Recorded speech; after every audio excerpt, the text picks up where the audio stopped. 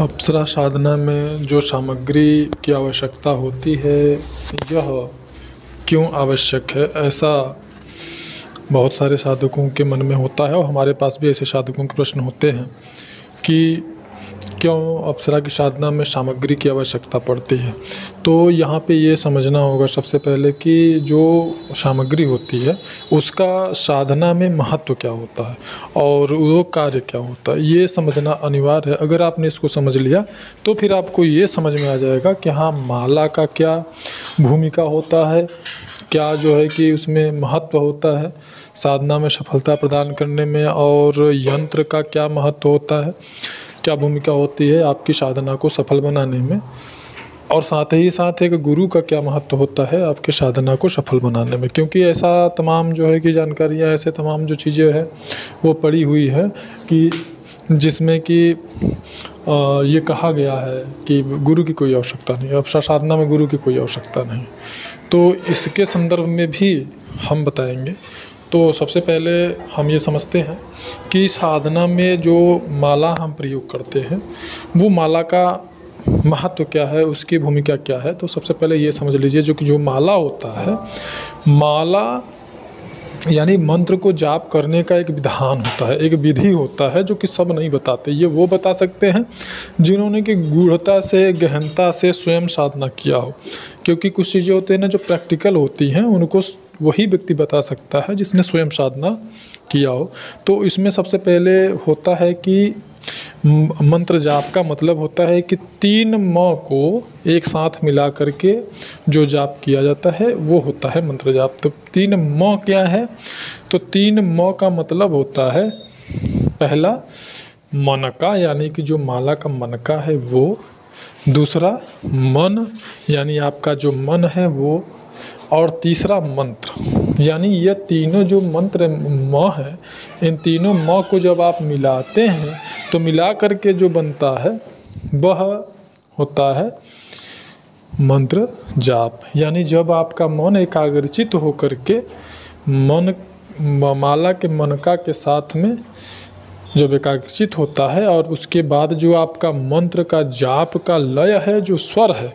यह तीनों जब एकाग्र होकर के आप करते हैं तो उसका मतलब होता है कि आप मंत्र का जाप कर रहे हैं। क्योंकि मंत्र का जाप का मतलब होता है कि किसी भी दिव्य शक्ति को आमंत्रित करना, उन्हें प्रेम पूर्वक बुलाना। तो अगर आप किसी को बुलाते हैं जो कि सम्मानित व्यक्ति है,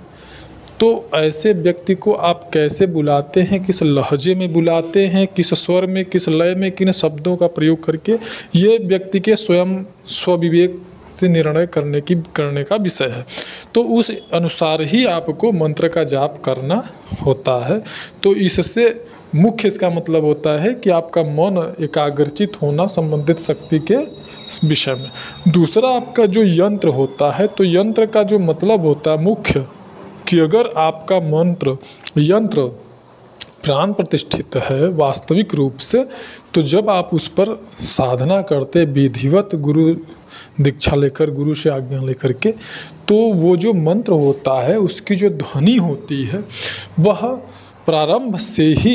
उस मंत्र के जाप की ध्वनि उस यंत्र से परस्पर टकराती है, संयोग करती है, और फिर वह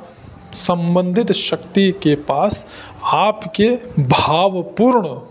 जो शब्द होते हैं मंत्रों के, उसके ध्वनियों के, उसके तरंगों को वह उस